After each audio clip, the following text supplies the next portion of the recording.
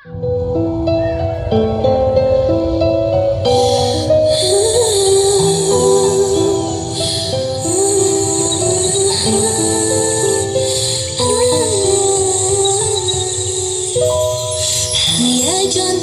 kutib oldik bahorni, ko'zlarida sevinch, qalblarda nahorni.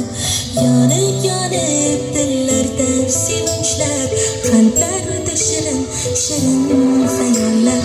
Quyoshdan go'zal nurlar sochilar, bog'larimda ochildi gullar.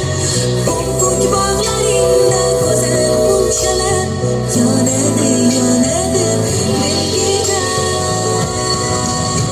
Bahor bahor kelding sen bahor, sen qalblarga nur solding bahor.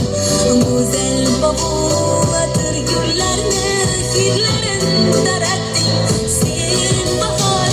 Bahor bahor kelding sen bahor, sen qalblarga nur solding bahor. Go'zal bog' atir gullarni hidlarin taratding sen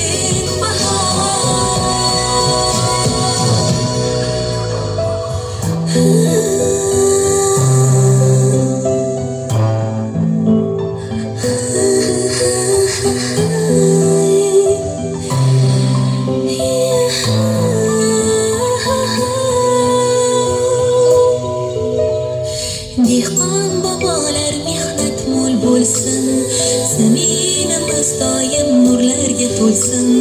Vatan